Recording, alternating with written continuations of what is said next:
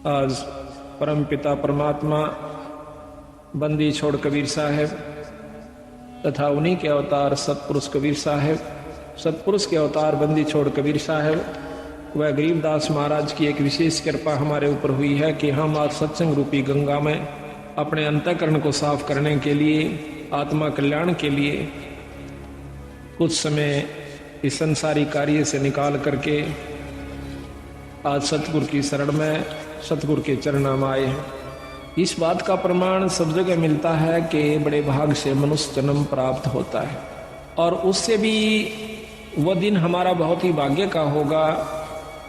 अच्छे हमारे शुभ संस्कार होंगे जिस दिन हम सत्संग में आकर के परमात्मा की चर्चा सुनते हैं और परमात्मा के बारे में जानकारी होती है। आत्म कल्याण का हमें मार्ग प्रशस्त होता है कि मनुष्य जन्म परमात्मा ने हमें किस लिए दिया था।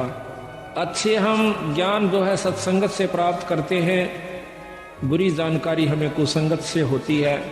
परमात्मा के बारे में जानकारी केवल एकमात्र सत्संग से होया करे और सत्संग जिस दिन हमें प्राप्त होता है वो हमारा बहुत ही पुण्य का दिन होता है। ना जाने पिछले जन्मों की कौन कौन सी अच्छी कमाई, युगों युगों के हमारे पुण्य कर्म हमारे साथ होते हैं, तब हम सत्संग की तरफ सोचते हैं और सोचने के बाद वो दिन प्राप्त होना, वो समय प्राप्त होना, वो घड़ी जिस दिन हम सत्संग में आते हैं या बड़े भाग तक प्राप्त होती है। बंदी छोड़ भगवान गरीबदास जी, वह सतगुरु कबीर साहब तथा वो पूर्ण ब्रह्म परमात्मा आज हमें देख रहा है कि ये बच्चे उस परम पिता परमात्मा के आज उनके दरबार में आए हैं। उनको इतना भी ज्ञान है कि कौन भक्त आए हैं और कौन नहीं आए हैं, किन कारणों से नहीं आ पाए। तो ये कुछ समय होता है, कुछ ईश्वर की तरफ से परीक्षा होती है, परमात्मा की तरफ से, कि इतनी मेहनत करने के बावजूद भी इस भक्त के अंदर, इस पुण्यात्मा के अंदर इतनी उत्सुकता उत्पन्न हुई है कि नहीं हुई है कि 100 काम छोड़ करके भी मैंने सत्संग में जाना चाहिए। इतना सत्संग सुनने के बाद इस जीव आत्मा को इतना ज्ञान अवश्य हो जाना चाहिए कि जिस प्रकार हम अपने पेट भरने के लिए, अपनी रोजी रोटी के लिए, चाहे मजबूरी समझो चाहे जरूरी समझो, हम उसको दुख या सुख पा करके अवश्य करते हैं। जिस प्रकार आज कितनी ठंड है और कल भी बहुत सर्दी थी और इस समय में ऐसे भी भक्तजन होंगे जमींदार जिन्होंने बेचारों ने रात्रि में पानी दिया होगा अपनी फसल में, नहर से या ट्यूबवेल से, जबकि हम सर्दी के अंदर अपने घर में बैठकर भी रजाई का प्रबंध किया हुआ था और कोशिश ये थी कि कोई हीटर भी लग जावे कमरे में तो गर्मी महसूस हुआ, नहीं तो सर्दी बहुत ज्यादा है। और वो बेचारे घुटनों तक पानी में, ऊपर से शीत लहर और वो उस पानी के अंदर, उस सर्दी के अंदर ऊपर से थोड़ी थोड़ी बूंद भी आ रही थी, बारिश भी हो रही थी। ऐसे समय में वो भक्त, वो ज्ञानी जीव सत्य अपने खेत में खड़ा हुआ था। वो ज्ञानी क्यों है कि उसने इस बात का पूर्ण ज्ञान है कि अगर आज मैं पानी देने नहीं जाता हूं तो मेरे बच्चे भी भूखे मरेंगे और हम भी भूखे मर जाएंगे और हमारा बहुत नुकसान हो जाएगा। ठीक इसी प्रकार सत्संग सुन लेने के बाद हमारे अंतःकरण में यह बात अवश्य घर कर जानी चाहिए। इतना पक्का विश्वास हो जाना चाहिए कि यदि हम सत्संग में आज नहीं जाते हैं, ये कोई रोज रोज नहीं हुआ करते, साल भर में मुश्किल से हमें कोई ऐसा समागम जिसमें परमात्मा की वाणी को विस्तृत जानकारी दी जाती है, खोल कर सुनाया जाता है। उस जमींदार की तरिया इतना दृढ़ निश्चय, जिसको अजर विश्वास कहते हैं, एक तो होता है निश्चय, एक होता है विश्वास और तीसरा गरीबदास जी महाराज कहते हैं जरना होता है। जिसको जरना हो गया वो बेचारे आज सैकड़ों किलोमीटर से चलकर इसी सर्दी में अपने बच्चों समेत आज सच्चे दरबार में उस परमात्मा की रजा का लाभ उठा रहे हैं। और जिनको इस बात का ज्ञान नहीं हुआ अभी तक, उनको जरना नहीं हुआ। विश्वास तो है कि भगवान के नाम के बिना गुजारा नहीं है, इतना विश्वास है। वो बेचारे ये सोच लेते हैं चलो घर में कर लेंगे अपना, कोई बात नहीं, आज सर्दी है कल धूप निकल आओगी तब चल पड़ेंगे, वो भी चोखा। लेकिन जरना जिसका हो गया भाई बात बनेगी उसकी। कहते हैं कि जयदेव मुख से ना कही हुई तीन लोक में गाज, और जरना ऊपर होते हैं ये सकल संपूर्ण काज। जब जरना हो जाएगा, जब विश्वास हो जाएगा, तब हमारे कार्य पूर्ण रूप से सिद्ध होंगे। तो आज जो सत्संग में आए हैं इस ठंड के अंदर, ये 13 दिसंबर और ये ठंड, और उसके बावजूद भी आप सत्संग में आए हो, तो यही कहा जाएगा कि आपको जरना हुआ है ईश्वर के बारे में, परमात्मा की बात का जरना हुआ है कि इसके बिना गुजारा कतई नहीं है, और ये है भी सत्य और रहेगा भी सत्य। जिन्होंने, महाराज गरीबदास जी कहते हैं कि समझा है तो सिर धर पा, भाई बहौर नहीं है ऐसा दाव। समझा है, ये बात आपके ज्ञान में आई है, आपके चित्त में ये बात समाई है कि नाम बिना गुजारा नहीं है, सत्संग बिना जीव का कल्याण नहीं है, तो फिर काहे की इंतजार करते हो। सिर धर पांव, सिर पर पैर रखना, बहुत तेज दौड़ना, सिर पर पांव रखना, बहुत तेज दौड़ना। तो सतगुरु महाराज कहते हैं समझा है तो सिर धर पांव, और बहौर नहीं है ऐसा दाव। ना तो ये मनुष्य शरीर बार बार मिलेगा, और मनुष्य शरीर कहीं मिल भी गया किसी युग में, हजारों वर्ष लाखों वर्ष लग 84 भोगने के बावजूद, और वो हो गया ऐसे स्थान पर जहां पर परमात्मा की चर्चा का होना भी मुश्किल है, तो उस मनुष्य जन्म से भी आपको कोई लाभ नहीं होगा। तो यहाँ सतगुरु महाराज हमें ये बताने की कोशिश करते हैं कि प्रथम तो मनुष्य जन्म नहीं मिलेगा भाई, और मनुष्य जन्म मिल भी गया तो यह बात समझ में नहीं आओगी जो आपके आ जाए। ये बड़ी मुश्किल से बात बनती है। पता नहीं कितने सत्संग सुनने से इस बात का अंतःकरण में कुछ थोड़ा सा विवेक बने से कि भगवान के नाम के बिना भाई को नहीं गुजारा, क्योंकि सभी संत प्रमाण देते हैं और बार बार हमें बताने की कोशिश करते हैं कि नाम के बिना जीव का गुजारा नहीं भाई, और नाम मिले सत्संग से, और सत्संग से हम विमुख तो को नहीं बात करें। तो सत्संग में आइए, और ऐसे आइए जैसे सिर धर पांव, सिर पर पांव रख के भागना, बहुत तेज दौड़ना। कबीर साहब कहते हैं कि मानुष जन्म दुर्लभ है, या देह न बारंबार, और तरवर से फल झड़ पड़ा, यू फेर ना लागे डार। एक बार एक फल या पत्ता कहिए वृक्ष से एक बार झड़ जाता है, दोबारा उस पर नहीं लगेगा। ठीक इसी प्रकार संतों ने इस मनुष्य जन्म को बताया है। एक बार आपके हाथ में छूट गया, कोई फेर नहीं मिलेगा। इससे पहले पहले आप आने से बहुत कुछ लाभ उठाना है, वो आप कीजिए। तो इसकी जानकारी कहाँ से होती है? सत्संग से होती है।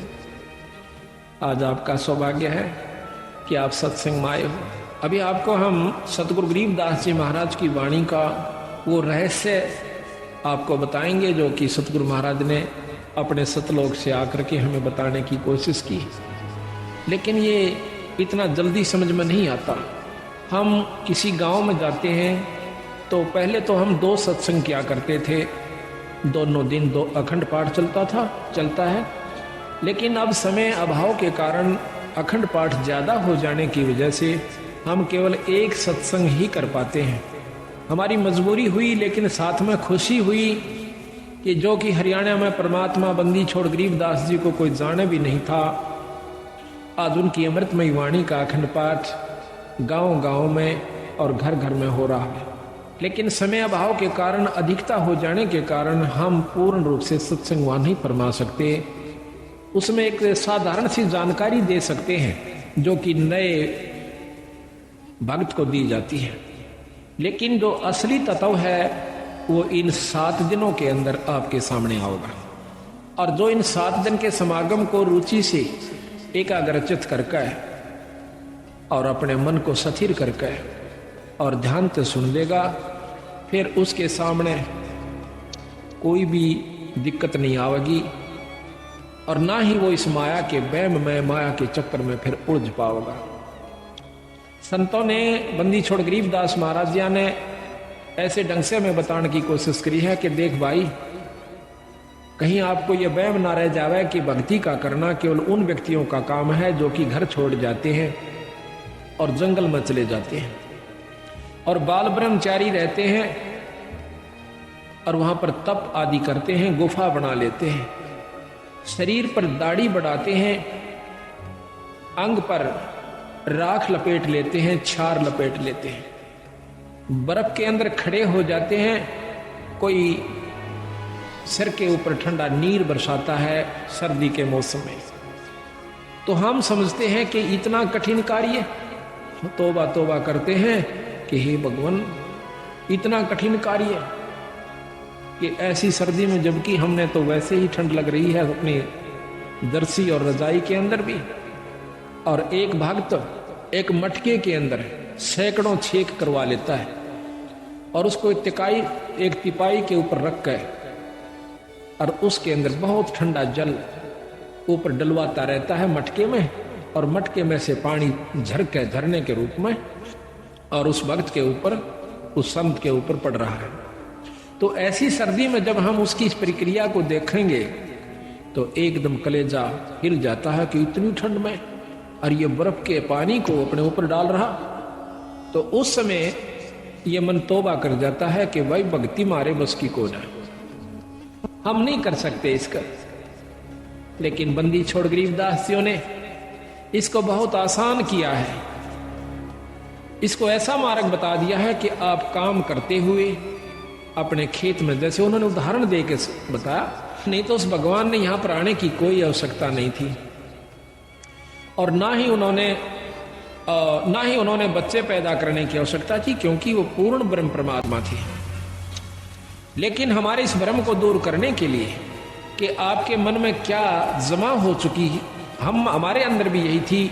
हम तो एक साधारण सा अपना नाम ले लिया करते थे, आरती कर लिया करते थे, जब तक हमने पूर्ण ज्ञान नहीं हुआ था, इस उद्देश्य से कि हमारे थोड़े बहुत काम सर जाएंगे, भगवान की आरती कर लें। बाकी प्राप्ति की हमें कोई उम्मीद नहीं थी, परमात्मा प्राप्ति की। जब से बंदी छोड़ गरीबदास जी का, कबीर साहिब का ज्ञान देखा, इसको समझा, और साथ में ये भी पता चला कि ये गृहस्थी थे, बाल बच्चेदार थे, इन्होंने अपने बच्चों के सारी ये क्रियाक्रम किया, विवाह भी किया और साथ में उनका पालन पोषण भी किया और फिर भक्ति करके परमात्मा प्राप्ति भी की। तो जब हमारे मन में यह कुछ उत्सुकता पैदा हुई कि जब बंदी छोड़ गरीबदास जी सारे काम को करते हुए पार हुए तो हम भी हो सकते।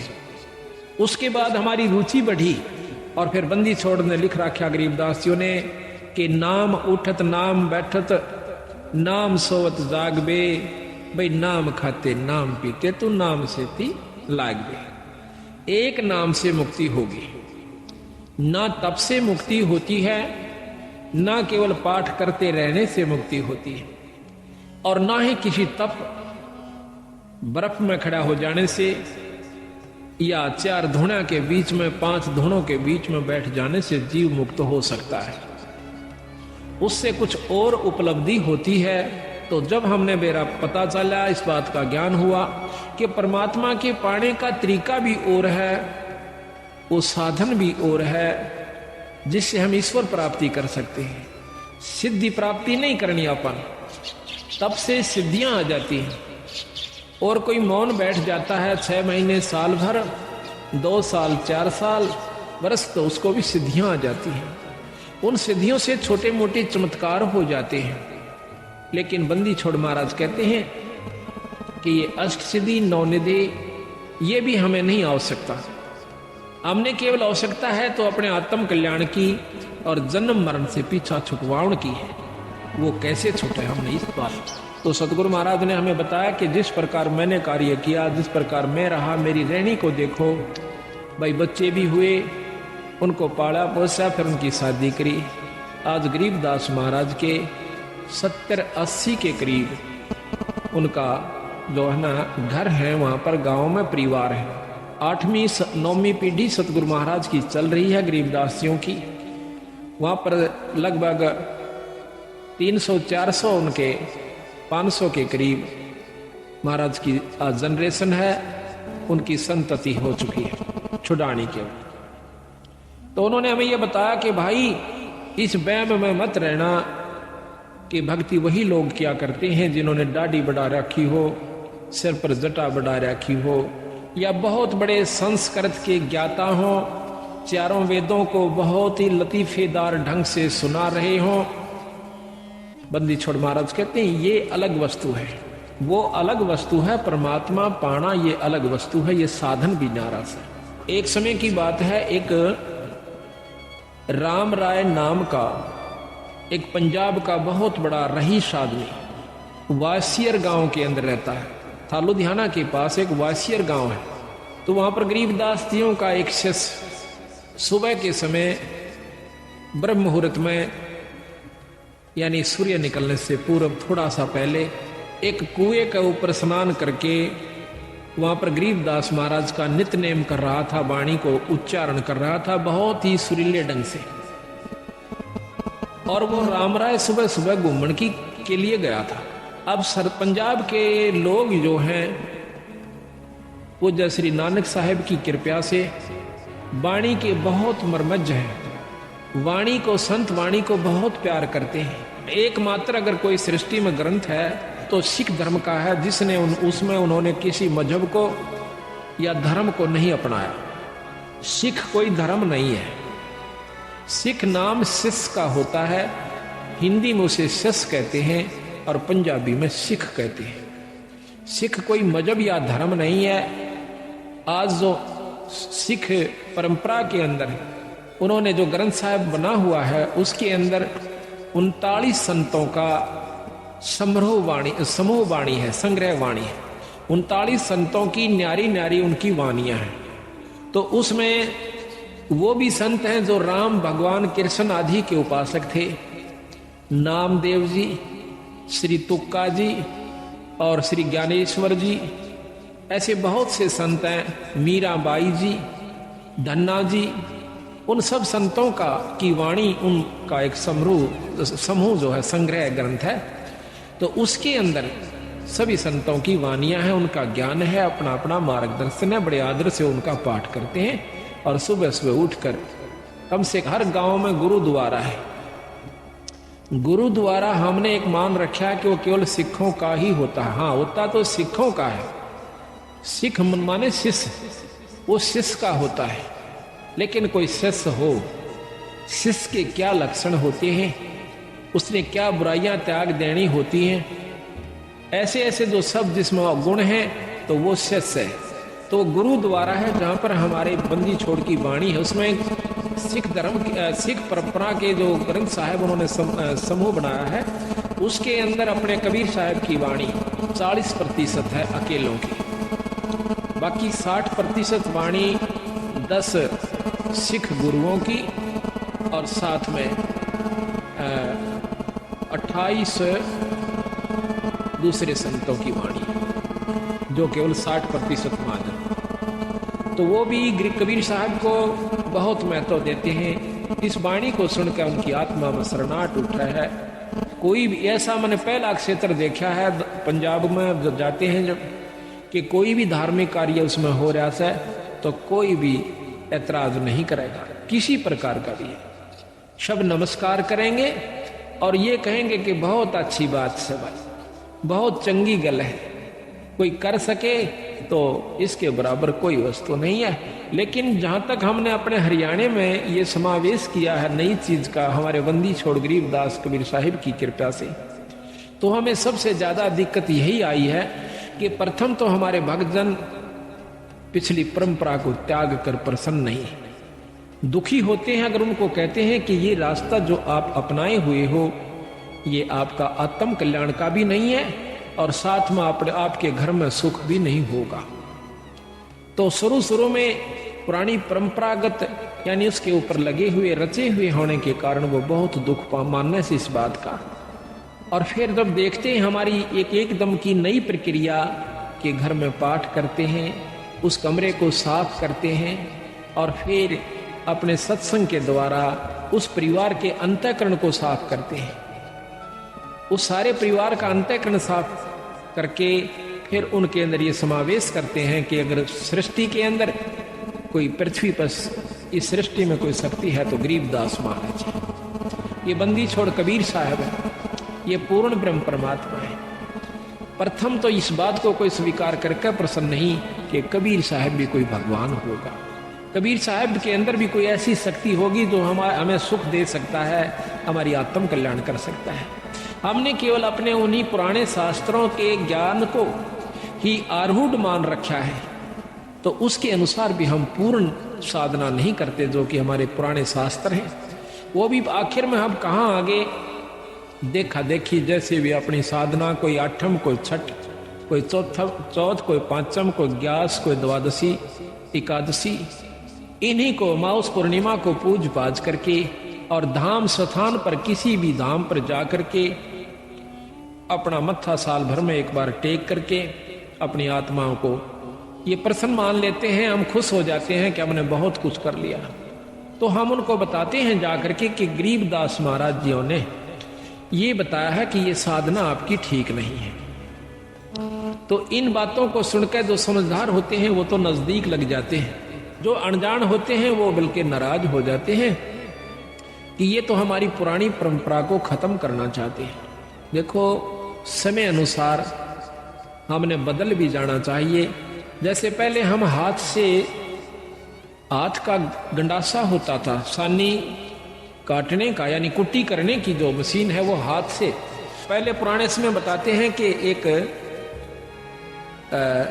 उसको गंडासा ही कहते हैं यहाँ हरियाणा की आदि भाषा में, हरियाणा रोहतक जिले में तो फरसा भी समझो, ऐसे हाथ से पकड़ लिया करते थे। एक तरफ से उसको गहरा कहो, उसको भूस कहो, और दूसरे हाथ से नहीं, उसके हाथ के बिल्कुल साथ से ऐसे हाथ से काटा करते थे। हमने खुद देखे हमारे दादाजी काटते हुए, वो सुबह उठ जाया करते 2 बजे 3 बजे और कटाए कट शुरू में और काट कर ढूला दिया करते।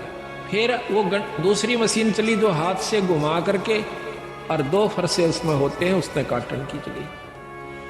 अब वही मशीन के ऊपर एक मोटर भी रख दी गई बिजली की, जो कि मिनटों में काट देती है बहुत सुविधा के साथ। तो शुरू में जो हाथ से काटा करते थे वो बुजुर्ग, जब वो मशीन चली ऐसे हाथ से काटने वाली घुमा करके, तो वो ऐतराज किया करते थे हमारे दादाजी।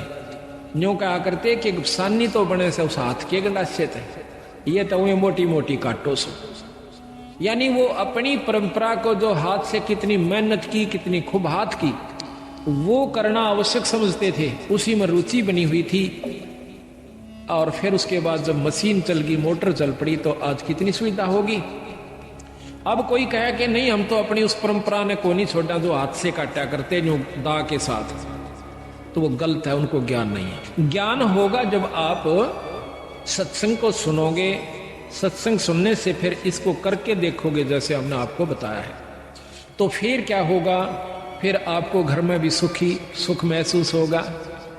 एक परिवार के अंदर लगभग 2-2, 3-3 व्यक्ति बीड़ी और दारू पिया करते थे, 4-4 भी भाई सारे पिया करते थे। जब सतगुरु महाराज की वाणी सुनी कि कितना दुख होता है, कितना उनको कष्ट होगा जो आज हुक्का शराब आदि प्रयोग करते हैं, 184 में चले जाएंगे। एक बार सुना, दूसरी बार सुना, तीसरी बार सुनकर उन्होंने प्रण कर लिया कि आज के बाद हम बीड़ी शराब मांस तंबाकू प्रयोग नहीं करेंगे।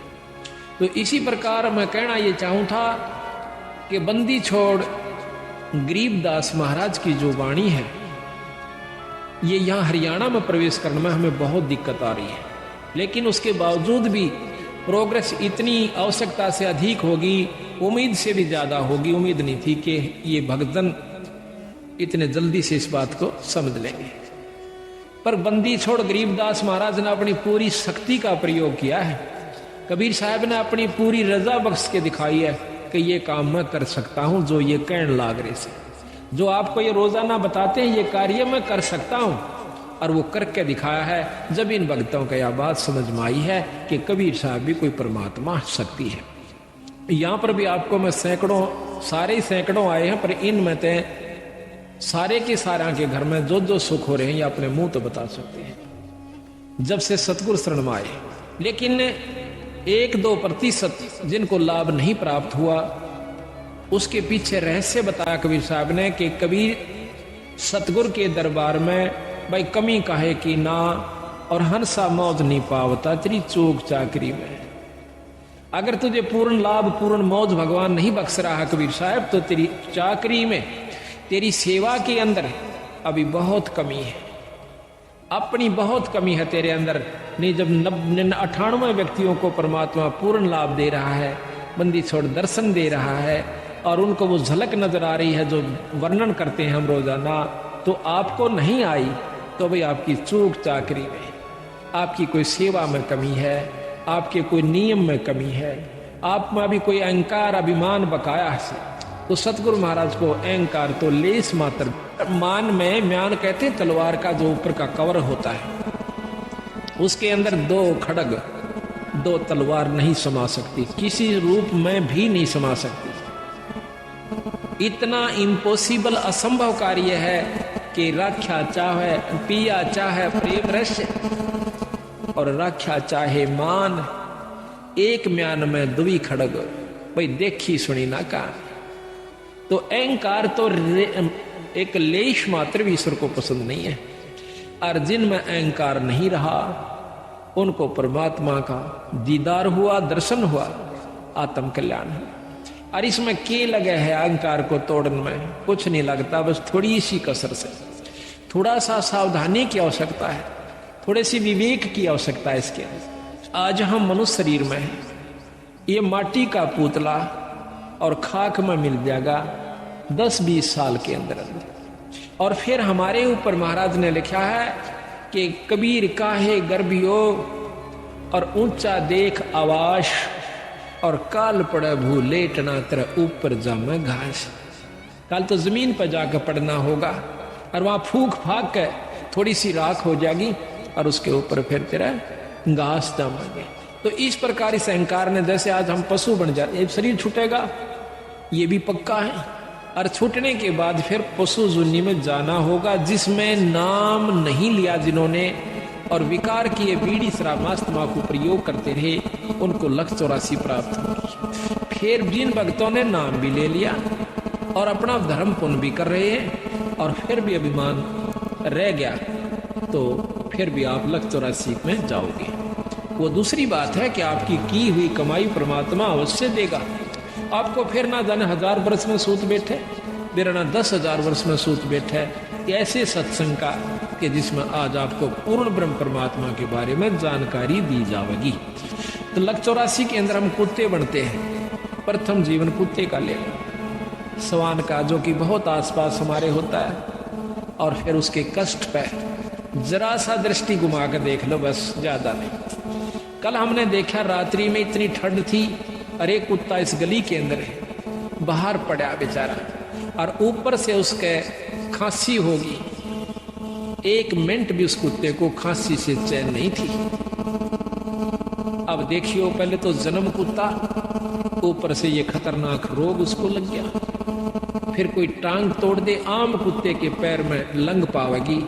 क्यों पावेगी? कि उसका कोई ना कोई डला, कोई लठ या कोई पहिया उतर जाएगा, क्योंकि बिचारे बैठे वो पिछला अहंकारी जीव था। उसने कोई नो कह दिन थोड़ा इधर वाले कौन होता, अभिमान रखा करता था, और आज अभिमान उसमें झोंका तू है। अपने अहंकार वो बिचाड़ा बैठेगा और बिल्कुल ऊपर गाड़ी चढ़ने हो लेगी जब थोड़ा सा सरकेगा एक तरफ। वो पिछला जो उसके अंदर बदमाशी थी वह अब भी मौजूद है। कई कुत्ते ऐसे देखें कि जीप ऊपर चढ़ने हो जाएगी जब थोड़ा सा हलते हैं, तो उस कष्ट के कारण, उस अहंकार के कारण उसने कितना भारा दुख मोल ले लिया। तो इन बातों ने याद रखेगा जो भगत, तो उसको कोई भी अहंकार नहीं रहेगा। अब हम सत्संग में यही सिखाते हैं। आप अपने घर में आजकल ऐसा कोई भी नहीं रहा जो डबल बेड ना ले रहा हो, और डबल बेड के ऊपर गद्दा भी बहुत मोटा हो से, और अच्छी बड़ी आज वस्त्र भी आप लिए हुए सो, तो हम आपको यहाँ ऐसी असुविधा देने की कोशिश करते हैं जो ज़्यादा भी ना हो पर सुविधा भी ज़्यादा ना। इसका कारण ये भी है कि आपके मन में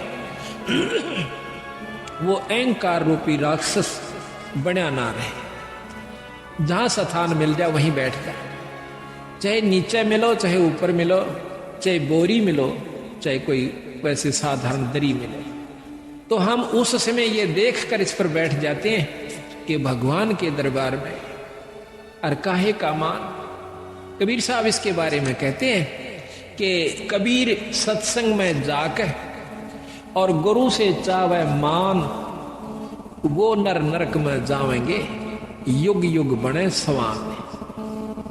जो सत्संग में जाकर और गुरुओं से मान की इच्छा रखता है कि हमने अच्छे स्थान पर गुरु आनंद नहीं बिठा, हम जानबूझ कर अवॉइड करते हैं उनको अच्छे स्थान पर बिठाने की, क्योंकि ये अंतःकरण हमें क्योंकि समय समय पर ये चेक करना पड़े से कि इसमें भी वह बीमारी बकाया से कि नहीं। पहले जब नाम उपदेश दिया करते थे संत जल्दी से उपदेश नहीं दिया करते, परीक्षा लिया करते थे।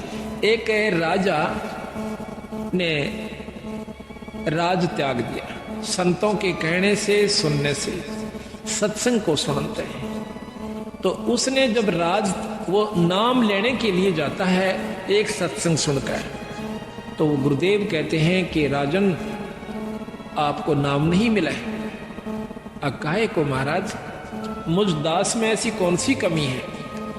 कहने लगी राज के अंदर आप भक्ति नहीं कर सकते, आप में मान सतावेगा, अहंकार जमा हो जाएगा और बड़े बनाए खेल को आप सर्वनाश। उसने एक बार आग्रह किया, 2 बार किया, घर चला जाता है, राज त्याग दिया। राज त्याग करके महाराज के पास आता है कि महाराज मैंने राज त्याग दिया, ये सतगुरु उपदेश दे दो महाराज, क्योंकि आत्म कल्याण का जिसको चसक पड़ जाएगी, जिसको ये दुख दिखने लगेगा दिखाई देगा, तो वो इस काम को कर सकता है। महाराज कहते हैं गरीब तन मन धन सब अर्पिए, गरीबदास जी महाराज कहते हैं कि गरीब तन मन धन सब अर्पिए, भक्ति मुक्ति के काज और जिनके उर्म बंदगी युके इंद्र का राज। इस उद्देश्य को वही भक्त ले सकता है जिसके भीतर में यह बात बैठ जाएगी, अंतःकरण में जमा होगी कि ये खेल तो हमने लाखों बार खेल लिए, करोड़ों बार खेल लिए। बच्चों का पैदा करना, उनको पाल पोस कर ब्याह शादी कर जाना और फिर मर जाना, फिर कुत्ते गधे कुत्तिया बन जाना, ये खेल तो वीरा संखों बार खेला पाने। पर ईब जो खेल खेलना से वो खेल के दिखाओ। अब ये खेलन का समय आ गया, आप सेलेक्ट हो लिए बंदी छोड़ के खाड़े के पहलवान सो, अरे उस पहलवान वाला काम करके दिखाना चाहिए। तो वो छोड़ कर चला गया, कहने लगा सतगुरु मैंने तो राज छोड़ दिया। और वाह भाई वाह, छाती से लगा लिया संतों ने। महाराज मैंने उपदेश दे कि बेटा 1 महीने के बाद आना और पश्चिम दिशा में चले जाओ। वो चला गया। 1 महीने के बाद आता है तो रास्ते में आ रहा था, उसका पैर कीचड़ में भर जाता है और साथ से एक पशु जा रहा था, उसके छींटे लगकर उसके जो पैरों में उसने पहन रखा था कोई पजामा वगैरह या कोई वस्त्र धोती, उसका छींट लग जाती है। उसको उसने 3-4 गालियां सुना दी। वो जो आ रहा था और साथ में एक शिष्य और सतगुरुओं का आ रहा था, तो उसने देखा कि जब वो सत्संग में प्रवेश किया महाराज के आश्रम में, तो उसने वो अपने एक नलके पर या कुएं पर वो कपड़े साफ किए, थोड़े थोड़े पानी लगा करके थोड़ा थोड़ा उनको साफ किया पहने। तो गुरुदेव ने पूछा, जो और भक्त आया था वो आके कहने लगा महाराज जी ये कौन है? वो कपड़े साफ कर रहा। कहने लगा ये भाई बहुत बड़ा राजा था, इसने राज त्याग दिया परमात्मा पाने के लिए। कहने लगा जी त्याग गया कुछ नहीं बताई। क्यों भाई? कि इसके ऐसे ऐसे छींटे लगे, गालियां मंड रहा था उसको। अच्छा अरे वाह, चौखा तो न बता दिया मेरे को। वो आके लंबी डंडौत करी, ओहो आओ भगत जी, राजा जी आगे। राजा कहा जब खुश हुआ, आओ राजन बैठो। बड़ा प्रसन्न हुआ, बैठ के सतगुरु उपदेश दे दो। अग बेटा अभी तो 1 साल के बाद भोजन पाया, उठ के चला गया। 1 वर्ष के बाद फिर आता है, वापस आकर के अब सतगुरु ने पूछा कि देखना कि आज वो आएगा। दिन रख दिया कि उस दिन आना और इस समय आना। ऊपर से एक भंगण को, जो उनकी शिष्या थी, उसको कहा कि जब ये व्यक्ति आवे इसके ऊपर कूड़ा डाल देना छत से। तो वो ठीक समय पे घंटा आध घंटा इधर उधर वो ताक में रही, और ऊपर से उसने जब वो आ रहा था तो उसके ऊपर कूड़ा डाल दिया। कूड़ा डालते ही वो, हाँ, जब उसने पूछा था सतगुरु मुझे नाम क्यों नहीं मिलेगा, कहने लगा भाई आपने ये कीचड़ लगा, जब उसको गालियां दे दी जिसकी भैंस पशु था साथ में। ऐसा नहीं कहना चाहिए, संत के अंदर ये गाली देने का स्वभाव नहीं होना चाहिए। इसने जीवित मरना होगा, तो उसने ये ख्याल रखी कि भी आज के बाद मैं गाली नहीं दूंगा किसी को। तो देखा ऊपर से जब कूड़ा उसके ऊपर पड़ जाता है, तो एक बार क्रोध से देखकर कहने लगा अगर मैं राजा होता, इतना कह गया बस चुप हो गया, गाली नहीं दी। अगर मैं राजा होता तो मतलब भाव ये था कि अब तेरा मैं बक्कल उतरवा देता। कह दिया चाहे ना कह दिया, भीतर ले मत आई वह बात। तो उसको, उस जमादारनी को, भंगण को कहा था कि बेटी जो इसका आओ भाव हो मुझे बताना। वो उससे पहले आ गई, कहने लगी महाराज ने बोला कि मैं अगर राजा होता, आ गया बैठ गया। महाराज ने आदर सत्कार किया, क्या हो राजा, कि महाराज मैं काबिल हो गया कि पुत्र अभी तू राजा है। अक नहीं महाराज मैं तो राज छोड़ चुका हूं। अक नहीं बेटा अभी तू राजा है। राजा छोड़, राज छोड़ दिया पर राजपना नहीं छोड़ा। सतगुरु कोई गलती हुई कि आपके ऊपर कूड़ा पड़ा जब आपने क्या शब्द उच्चारण करना चाहा किया कि अगर मैं राजा होता। अभी तो है बेटा तू राजा है, इसको छोड़ दे। जीवित मर ले रे लोभी मन नाम सुमर ले रे। जीवित मरना इसी का है। जीवित मरण का बहुत लंबा उदाहरण सतगुरु महाराज ने दे रखा है। अभी आपको सुनावेंगे कि जीवित कैसे मरा जाता है। ईख का उदाहरण दिया कबीर साहब ने कि नो जीवित मरा करें, और फिर उसका कीमत बनती है। जमीन का उदाहरण दिया कि धरती कभी मुंह से नहीं कहती, चाहे कोई बिस्टा डालो, चाहे उसमें कोई आम लगाओ, चाहे अंगूर लगाओ, बगीचा बनाओ, चाहे वहां पर चूल्हा चौका कर लीजिए, वो कभी ऐतराज नहीं करती। इसी प्रकार संत स्वभाव होता है, चाहे कोई गाली दे, कोई मीठा बोले, अपने अंतःकरण के अंदर द्वेष पैदा नहीं करे। ये सतगुरु मैं कब आऊं कि साल भर के बाद आना बेटा। 1 वर्ष के बाद निश्चित समय पर वो फिर आवस।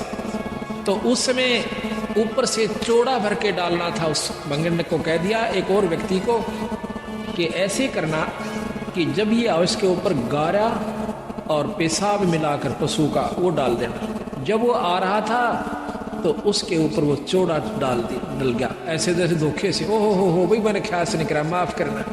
तो वो कहता है कि कोई बात ना बहन, ये तो माटी पर माटी पड़ी, मिट्टी पर मिट्टी डाली है, कोई खास बात नहीं है। तो जब उसने आके बताया कि महाराज ऐसे ऐसे बोला, ने बोला ये अधिकारी हो गया। आते सतगुरु ने छाती से लगा लिया, बेटा अब तू उपदेश अधिकारी। इस शरीर को आपने मिट्टी समझ लिया तो ये अब आप तो अधिकारी हो चुका है भगवान के नाम लेने का।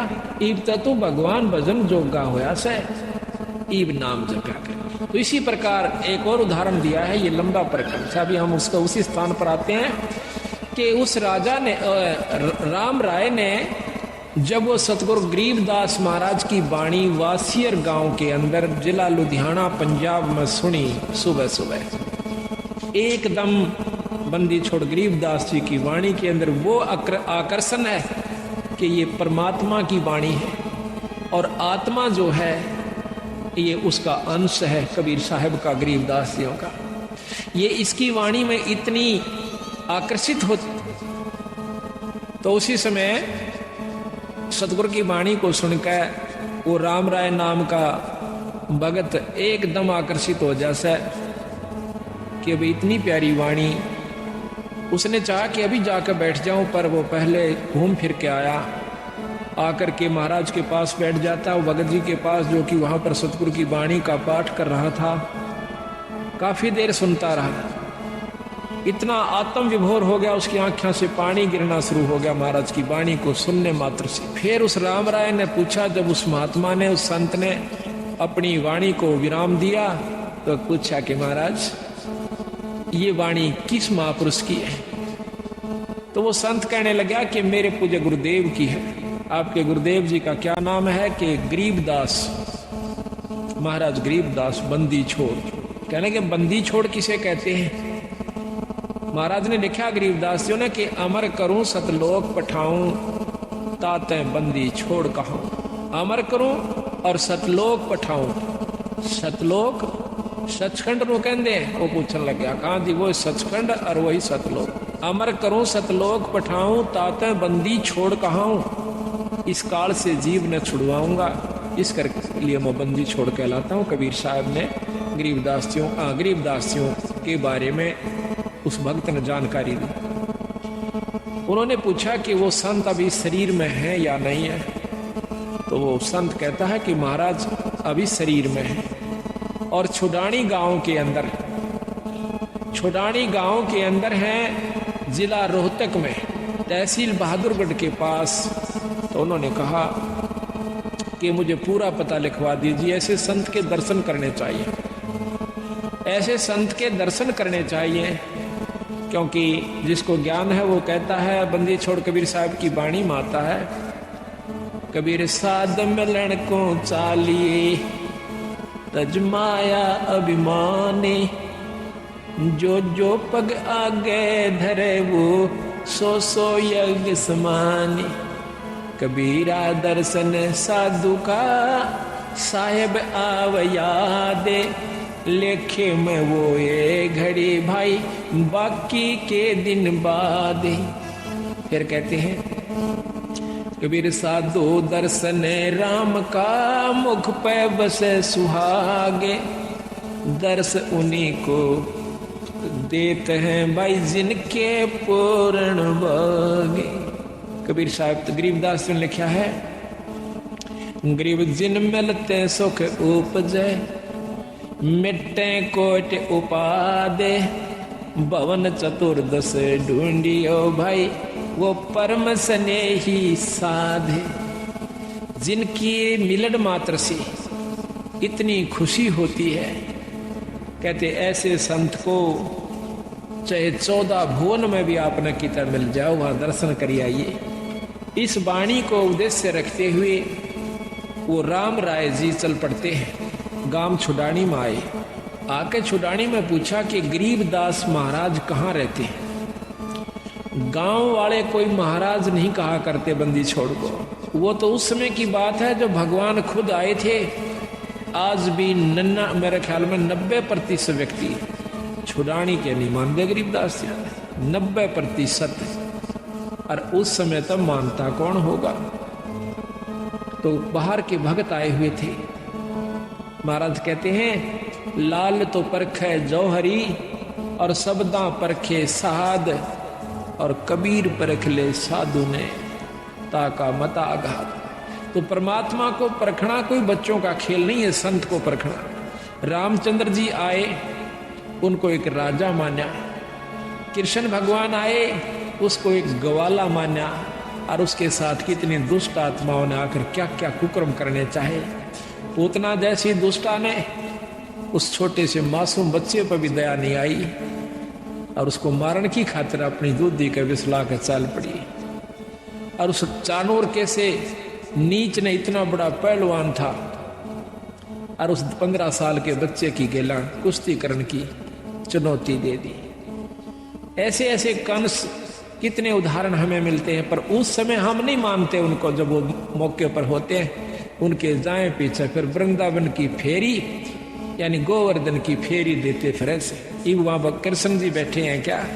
यही हमारी भूल चौंध नहीं टूटती, इसको तोड़ने के लिए संत बार बार आते हैं। भाई जब वो शरीर में आते हैं तब तो तुम होशियार हो जाते हो, तब तो तुम सियाने बन जाते हो और उसको परमात्मा स्वीकार नहीं करते हो। जब वो चले जाते हैं और फिर वहां उनकी मंडी बनाकर और वहां माथा टेकते फिरते हो, वहां परमात्मा नहीं है।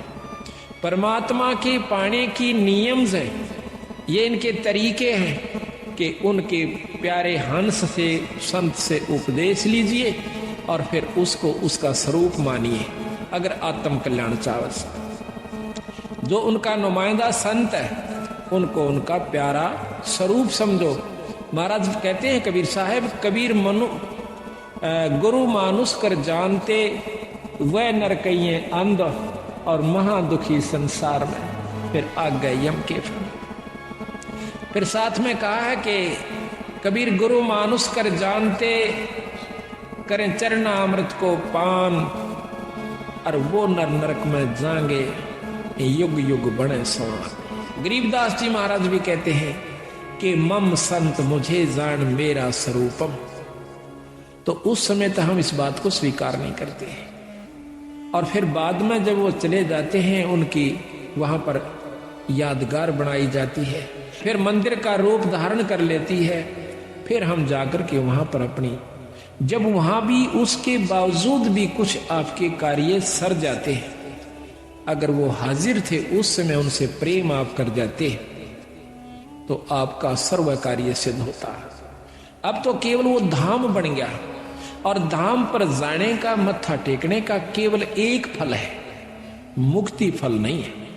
हम भी जाते हैं अपने धाम छुड़ानी में, लेकिन वहां अगर हम बिना गुरु के जाते हैं तो हमें कोई लाभ नहीं होगा।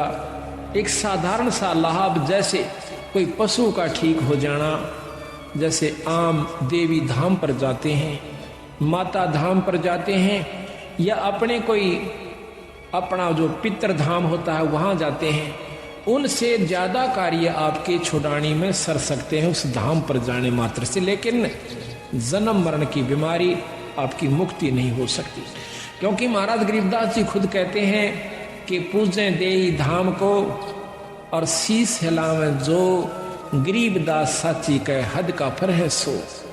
बिना गुरु के संपर्क से कट जाने के बाद आप चाहे उस धाम में जाकर बस जाइए, आपकी मुक्ति नहीं हो सकती। और यही बीमारी हमारी खत्म नहीं होती, जिसके कारण हम चौथे युग में चक्कर काट रहे हैं, दुख पा रहे हैं।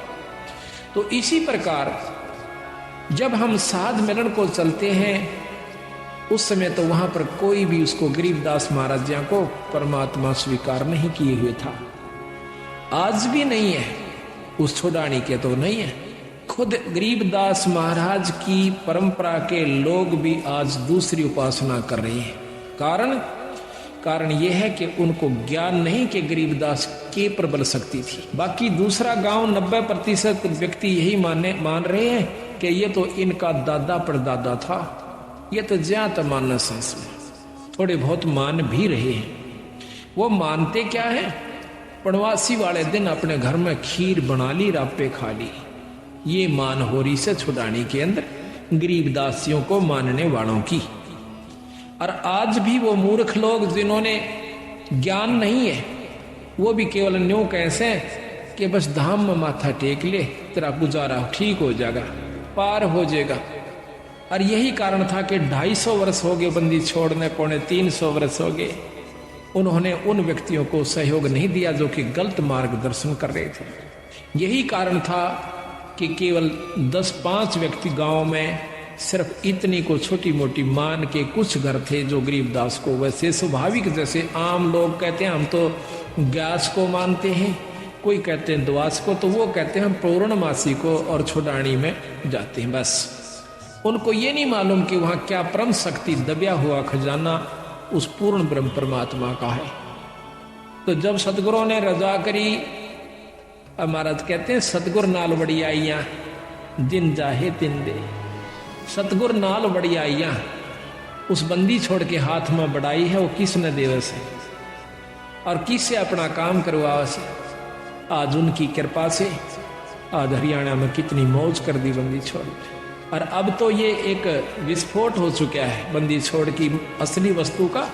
अब तो ये फैलता जा रहा है, इतना फैल रहा है कि ये तो यथार्थ वस्तु है। छोटे छोटे बच्चे भी इस बात को समझ चुके हैं कि ये वस्तु, ये पूर्ण परमात्मा है और इनसे पूर्ण लाभ, पूर्ण मुक्ति हो सकती है। लेकिन वहां के भक्तजन आज भी इस बात को स्वीकार नहीं करे हुए। कारण यही है कि ज्ञान नहीं हुआ, और ज्ञान देने वाला कोई जाता था तो उसकी रहनी में फर्क था, उसकी करनी में फर्क था। आप उस पर आचरण नहीं था, औरों को ग्रंथ साहब सुनाता था। तो उसकी बात का असर 1 2 4 बार साल 2 साल हो सकता है, लेकिन असर उसका होता है जो खुद करे और दूसरे ने फिर करके दिखाओ। अब देखो भाई, मन ने तो इसमतिया ढूंढ के वस्तु पाई है, आप भी इसको ये लाभ उठा सकते हो। तो उसने पूछा वायस राम राय ने कि भाई गरीबदास महाराज से मिलना है। प्रथम तो वहां के व्यक्तियों ने मजाक करा, नो बोला रहा उस बौड़िए ने कैसे ना, वो बौड़िया है उस छोरी का छोरा। क्यों? महाराज गरीबदास जी, उनके पिताजी करौथे के रहने वाले थे। वहां गरीबदासियों के छुड़ानी में मामा जी थे, यानी उनकी माँ थी छुड़ानी की, लड़की थी वहां की। तो इस करके उसको रानी का लड़का कहा करते थे, भाणजा कहा करते थे। ने बोले रो बावड़िए न कैसे महाराज। अब उसने सोचा कि वैसे बंटता होगा। दूसरे दो साथ में था, उसने बता दिया कि सामने चला जा भाई, और वहां गरीबू बैठा से बंदी छोड़ को। इस भाषा में वो लोग बोलते थे, तो वो चला गया। वहां जाकर देखा कि महाराज गरीबदास जी घर पर नहीं थे। 5-4 भक्तजन आए हुए थे। तो उन्होंने से पूछा कि गरीबदास महाराज से मिलना चाहता हूं, मैं पंजाब से आया। तो वो कहने लगे बैठ जाओ, आओ नहाओ स्नान करो, भोजन पाओ। घर वाले कहने लगे, तो वो कहने लगा मैं महाराज जी से मिलना चाहता हूं। कि महाराज जी तो खेत में गए हैं। किस तरफ गए हैं? जंगल में। कि बैठ जाओ आ जाएंगे। कितनी देर में आओगे? अकी ये मालूम नहीं, आवत ही बाजे में, अरे ना हो तो शाम तक ना। उनकी मौज से उन्हें सोचा जब इतनी दूर से आ गया हूं तो क्यों ना 10 कदम और खेत की तरफ धर लो। इतना उतावला हो रहा था कि भगवान के दर्शन करो। साधु दर्शन राम का, ईश्वरीय दर्शन होता है संत। इतना उतावला हो कहता है कि मुझे रास्ता बताइए, मैं खेत में मिल लूंगा भगवान से। तो उन्होंने कहा कि नहीं आप यहीं रुकिए, अगर नहीं मुझे रास्ता बताइए। तो उन्होंने रास्ता बता दिया कि इस प्रकार पश्चिम में, ये दक्षिण की तरफ आप जाइए, रास्ता खेतों में जाने का। और वहां से आप रास्ते में एक रहट मिलेगा, रहट के पास एक झोपड़ी है, उसमें महाराज मिलेंगे। वो चल पड़ा। तो बंदी छोड़ रास्ते में आ रहे थे। गरीबदास महाराज की वेशभूषा के थी कि धोती और कुर्ता, जैसा आम हरियाणे की वेशभूषा है व्यक्ति पहनते हैं, उस भाव में था आ रहे थे। तो उसने राम राय ने बंदी छोड़ से पूछा कि भाई मैंने महाराज गरीबदास का स्थान बताइए। बताते ही इधर खेतों में रहते आए हुए। अब सतगुरु महाराज ने सोचा कि जय मैं इसको अभी बता देता हूं कि मैं गरीबदास हूं, तो ये मेरी बात एक नहीं सुनेगा, क्योंकि इसके मन में जो संत वेशभूषा है वह कुछ और है। वो के सोच का आया था कि बहुत बड़े संत होंगे, सिर पर दाढ़ी बड़ी हुई होगी, लंबी जटा होगी, हाथ में कोई त्रिशूल होगा, कोई कपड़े होंगे तो गेरुआ होंगे, और नहीं होंगे तो तन पे एक लंगोटी होगी, एक कपड़ा छोटा सा होगा, और शरीर पर राख मसल रखी होगी। तो सतगुरु ने सोचा कि कहीं इस बेचारे का आना असफल ना हो जाए। बंदी छोड़ कहने लगे कि महाराज तो भाई आ जाओ, मैं मिलाऊंगा आपको। वो कहता है मैंने सुना है खेतों में गए, कोई नहीं अब घर को जा रहे हैं। अब वो वापिस आ जाता है। सतगुरु महाराज जब घर पर आते हैं, जो भगत जन 10-5 वहां रहते थे, कुछ तो उनके नौकर थे सतगुरुओं के खेत में काम करने वाले, क्योंकि गरीबदास महाराज 2500 बीघे के मालिक थे। उस समय वो बीघा आज के 2.5 बीघे के बराबर, 2.25 बीघे के समान होता, जो कि 1 किले से थोड़ा ही कम होता है। 2.5-3 बीघे का, ये 5 बीघे का किला है आजकल जो एकड़ बनी हुई है, तो वो 2.5-3 बीघे का 1 बीघा होता था, पुराना बीघा जिसको कहते हैं। जो उनका इतनी जमीन थी 2500 बीघा। बहुत से नौकर रहा करते थे सतगुरुओं के, कुछ वो थे। तो उन्होंने क्या किया कि आते ही महाराज के वो खड़े हुए, भक्तों ने दंडोत प्रणाम किया। तो वो वायसराय ने सोचा कि यूं है कि वो गरीबदास महाराज। एक भगत के कान पर लाग कर नजदीक से पूछता है कि गरीबदास महाराज कौन सा है? कि रे भोले, ये तू साथ है इनके, ये परमात्मा है गरीबदास महाराज।